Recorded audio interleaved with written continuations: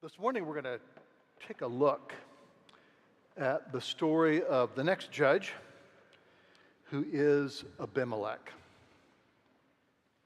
He is one of Gideon's sons. And the story of Abimelech is a fairly dark story with some appropriately dark warnings. So we'll take a look at what those warnings are. Remember, the story of Gideon ends with Gideon, in effect, pretending to be a king. He refuses to be acclaimed king, but remember, he gets all those Canaanite royal paraphernalia and kind of collects them and has them in his dressing room and that kind of thing. So he is and is not a king. With Abimelech, the line of pretend is now erased. And that's the way that Abimelech is going to present himself. And we want to see also how Abimelech becomes king. So we're going to start with the story in Judges 9. And we just want to notice some things that are, I think, really important to notice. Now, Abimelech, the son of Jerubbaal, remember Jerubbaal was the additional name that Gideon was given, went to Shechem to his mother's relatives and said to them, and to the whole clan of his mother's family, say in the ears of all the leaders of Shechem, which is better for you, that all 70 of the sons of Jerubbaal rule over you, or that one rule over you? Remember also that I am your bone and your flesh. And his mother's relatives spoke all these words on his behalf in the ears of all the leaders of Shechem. And their hearts inclined to follow Abimelech, for they said, he is our brother. And they gave him 70 pieces of silver out of the house of Baal Berit, with which Abimelech hired worthless and reckless fellows who followed him. And he went to his father's house at Ophrah and killed his brothers and the sons of Jerubbaal, 70 men on one stone.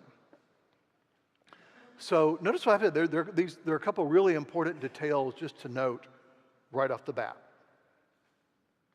First, remember how the story opens. It opens at Shechem. And remember, the last time that we were at Shechem was when Joshua gathered all the people of Israel together at Shechem to remember to renew the covenant. Now notice how things have changed. Instead of Shechem being the center of the covenant, being the sort of central sanctuary, because the temple in Jerusalem hasn't built yet. Notice that where there once was a temple to God, there's now a temple to the god Baal Berit, Baal the blessed. That is, instead of Shechem being the place where the people of Israel gather to renew their covenant with God, it's a pagan sanctuary. And that's a really important deal, right? The movement from the worship of the God of Abraham, Isaac, and Jacob to the worship of Canaanite gods is now complete. Israel is a pagan nation. That's what's going on here. So that's one really important detail to notice. So the last time we saw Israel at Shechem gathered together to renew the covenant, we're going to see something very different happen now at this visit to Shechem. Abimelech says to his family, now you know, my father had 70 sons. He obviously was very busy. And you know, one of them is going to end up ruling over you. Why shouldn't it be me? Because you know me. You don't know the rest of those 70. They don't mean anything to you. You know me. And you know, don't you, that I would make a wonderful king. And so the folks at Shechem say, yeah, that sounds good. And so, to get things going, they hand him 70 pieces of silver from the temple treasury of Baal Berit. in effect, to conduct what we would today call his election campaign. There's another way of saying dark money is like not new. Okay, and this money is like really dark. Okay, it's literally dark. Notice what Abimelech does with the money. He doesn't have, bumper stickers or, badges printed. He basically hires a kind of private army to escort him. And notice how they're described. They're described here as worthless and reckless fellows. That is, the idea right here is this is probably like a collection of young men who are like high school dropouts, who are unemployed, who are looking for some excitement. And so Abimelech comes along, and he's got like a big roll of money, and he says, well, okay, who wants to work for me? And this collection gathers around him. And of course, it's basically an army of essentially what we would today call thugs. That's what they are. So notice what we know already, right? Abimelech has decided to make himself king. He's taken money to do this from a pagan temple and hired kind of like a private thug army to make sure that all this happens according to plan, right? This story can't turn out well, right? I mean, we know that already. And we'll see that our expectations are certainly met. And then he goes and he gets his army and he murders 69 of his 70 brothers. One escapes. Now, I think we just want to stop and think about that for just a minute, right? Notice here, I think it's really important, Abimelech is, basically a scumbucket. He is. But that's really not the central point here, although that's part of the point. The central point right here is, if you construct a political system within Canaanite assumptions, this is what you're going to get no matter who's at the top. Construct a social order, construct a political system on Canaanite assumption, and it doesn't really matter who's at the top. What you're going to get is corruption and violence, and sure enough, that's what you get. I think that there's an intentionality here, and that is, I think that Judges wants us to think back to the story of Cain and Abel. Remember? Where one brother kills another. And the purpose of the story, right, is to show just how insidious and how powerful sin is. That someone would find a motivation for killing their own brother. And, right, remember when Cain is questioned about where his brother Abel is. Remember what Cain says? Well, I mean, how should I know? I mean, am I like responsible for him or something? You're the one supposed to know all that stuff, God. I'm just a man. That is, one of the things that story is helping us to see, right, is that one of the things that's so tragic and awful about sin is not merely that it leads people to do bad things, it does do that. But it's helping us see the reason why that's the case. That is, at the center of sin is the disavowal of responsibility. A disavowal of responsibility both to the covenant God and to people around us. In other words, right, if you build a political system on basically these assumptions, right, if 69 of your brothers are standing in the way of what you want, you kill them. And you don't think twice about doing it. That's just the way it works. And so that's basically what happens. So now, right, we're being told that the law of Moses, which was actually given initially, right, remember, to kind of like restrain human sin, when that's thrown off, you shouldn't be surprised that when the restraint is thrown off, right, all kinds of things are going to happen. And sure enough, that's what happens. Well, one brother escapes, Jotham, and we meet him in 9:7. And what happens here, I think, is really important. There's a little parable. So we want to spend some time thinking about this parable. So Jotham here escapes. His life is spared. When it was told to Jotham, he went and stood at the top of Mount Gerizim and cried aloud and said, "Listen to me, you leaders of Shechem, that God may listen to you." And then he tells this little parable. The trees once went out to anoint a king over them. And they said to the olive tree, "Reign over us."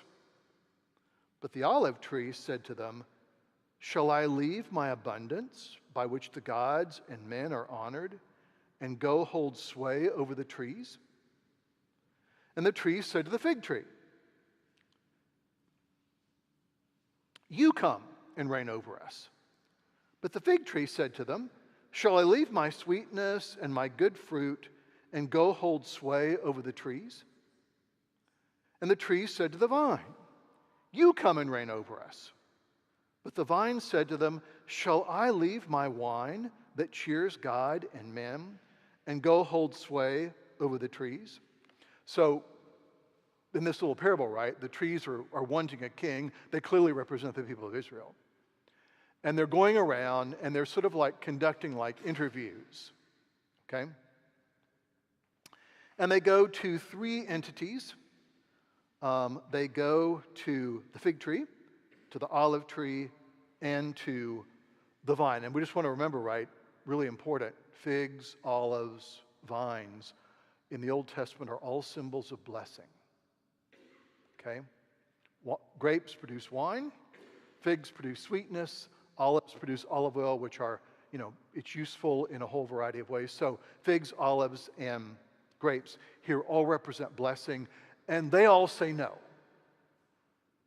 We're not going to leave who we are and come and reign over you. So now in an act of desperation, the trees have to find another king, so they keep looking. And here's what happens. Then all the trees said to the bramble, "You come and reign over us." And the bramble said to the trees, "If in good faith you are anointing me king over you, then come and take refuge in my shade. But if not, let fire come out of the bramble and devour the cedars of Lebanon." Interestingly, of course, is brambles are a symbol of curse. Remember, after Adam is expelled from the Garden of Eden, remember the description of what's going to happen? Thorns will grow on the ground, and you'll have to like fight against them as you're plowing your fields. So the parable seems to mean something like this. The people of Israel go to various candidates and ask them to be king. And these candidates are wise enough to recognize that that's not a job for them. No, no, no. Finally, the people of Israel, go to the brambles, the symbol of a curse, and they say, "Well, why don't you come and be our king?" And the bramble actually gives in to their desire.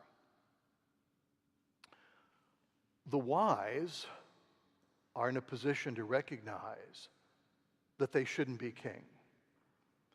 The foolish and the wicked are not possessed of that kind of wisdom and say yes. That's an interpretation of what's just happened, right? The people of Israel have anointed, in effect, not a blessing as a king, but a curse, a bramble, someone who is inherently bad. And I think one of the things, and I think you'll see this by the time we get to the end of the story, one of the lessons here seems to be that one of the ways that God can punish his people is by allowing them to have a ruler who's appropriate for their state. I'm going to give you a king, the kind of king that you deserve, who actually is a curse. He's bad. And I'm going to let you have him because, quite frankly, that's basically what you deserve. And so the story moves on from there. Now, what happens is that, sure enough, Abimelech's whole reign is simply a reign of like unending violence. Now, remember once again, right? Remember that the people of Israel are surrounded by the Canaanites, right? And they've been oppressed by various foreign peoples, the Midianites, the Philistines, everybody's kind of taking their turn. Notice that nothing that Abimelech has done thus far actually is addressing that problem. The great accomplishment of his reign thus far is that he's killed 69 of his brothers, which is of like zero help. And as we'll see as the story unfolds, that just goes on in a similar vein. Abimelech actually does nothing to improve the condition of Israel. As a matter of fact, he does everything to worsen it. We get a little sense of that by the time that we actually pass the story. And at the beginning of chapter 10, we're told this. In 10:1, after Abimelech, there arose to save Israel Tophar, the son of Puah, the son of Dodo, a man of Issachar, who lived in Shamir in the hill country of Ephraim. Notice that's kind of like ironic, right? Another person is sent to deliver the people of Israel from their previous king. His reign was so bad that the people of Israel needed deliverance from it. And so this person is sent. Now, another little interesting sort of vignette occurs later on in Judges 9:22. Abimelech ruled over Israel 3 years, and God sent an evil spirit between Abimelech and the leaders of Shechem. There it is. There's a fallout now between Abimelech and his original kind of like political base. And the leaders of Shechem dealt treacherously with Abimelech, that the violence done to the 70 sons of Jerubbaal might come, and their blood laid on Abimelech, their brother, who killed them, and on the men of Shechem, who strengthened his hand to kill his brothers. And the leaders of Shechem put men in ambush against him on the mountaintops, and they robbed all who passed them by along that way. And it was told to Abimelech. And then this. And Gaal, the son of Abed, moved to Shechem with his relatives. And the leaders of Shechem put confidence in him. And they went out into all the field and gathered the grapes from their vineyards and trod them and held a festival. And they went into the house of their god, Baal Berit. So now there's a party in the pagan temple where all this is taking place. And they ate and drank and reviled Abimelech. And Gaal, the son of Abed, said, "Who is Abimelech? And who are we of Shechem, that we should serve him? Is he not the son of Jerubbaal? And is not Zebul his father? Serve the men of Hamor, the father of Shechem. But why should we serve him? What would this people, what that this people were under my hand, then I would remove Abimelech." Notice what happens here. Gaal arrives into town. He kind of draws a following around him. The people of Shechem begin to place confidence in him. He apparently is kind of like maybe like a semi-charismatic leader that, kind of inspires confidence or something like that. And then they gather together in the temple of Baal Berit. There's kind of a drinking party that's going on. And just at the moment when everyone is more than slightly tipsy, that's when Gaal says, don't you wish that you were free from serving that Abimelech? That awful, disgusting man who killed his own brothers. Don't you want to be delivered from a man like that? And all the people who actually financed the murder campaign said, yes, he is an awful man. We don't want someone bad like that reigning over us. The horror. That is, this is like utter, complete, total hypocrisy. It's pretty clear, right? And so Gaal begins this campaign to have the people of Shechem now abandon Abimelech and revolt against him. Well, Abimelech is angry. He finally expels Gaal from the city, and he attacks the city of Shechem. And here's a brief account of what happens in Judges 9:42. On the following day, the people went out into the field, and Abimelech was told. He took his people and divided them into 3 companies and set them in ambush in the fields. And he looked and saw the people coming out of the city. So he rose against them and killed them. Abimelech and the company that was with him rushed forward and stood at the entrance of the gate of the city, while the 2 companies rushed upon all who were in the field and killed them. And Abimelech fought against the city all that day. He captured the city and killed the people who were in it. He razed the city and sowed it with salt. End of city. That is, notice what's going on here. Abimelech now turns on those who had originally launched him into power and has all of them killed, having murdered 69 of the 70 brothers. Once again, right, notice what's going on here. None of this is actually doing anything about Israel's situation of being dominated by the Canaanites. If anything, it's worsening it. But that's what happens, and that seems to be where the reign of Abimelech is going. Now, here's how Abimelech comes to an end. You'll find this, you should find this satisfying. This actually would be great if it were like, part of like a movie or so, like a television drama. This would be a great scene to film. So Abimelech is leading his forces against Tebez, another city that he's intent on taking revenge on. And by the way, Abimelech basically has spent most of his reign taking kind of like revenge on his enemies. He hasn't really done anything constructive at all. And so in the process of all this happening, and Abimelech came to the tower and fought against it and drew near to the door of the tower to burn it with fire. And a certain woman threw an upper millstone on Abimelech's head and crushed his skull. Goodbye, Abimelech. Then he called quickly to the young man, his armor-bearer, and said to him, "Draw your sword and kill me, lest they say of me, a woman killed him." And his young man thrust him through, and he died. And when the men of Israel saw that Abimelech was dead, everyone departed to his home.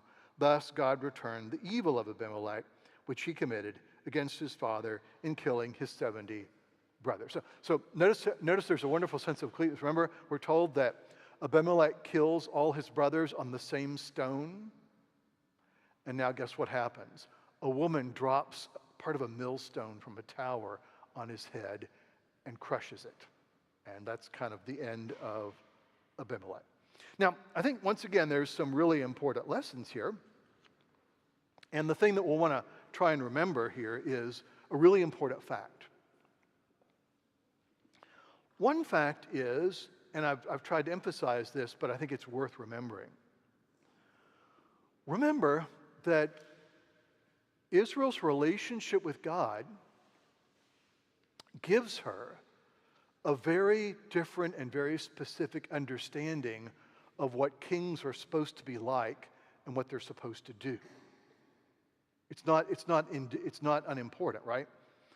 In Israel, the idea is that the reign of the king is supposed to represent the rule of God.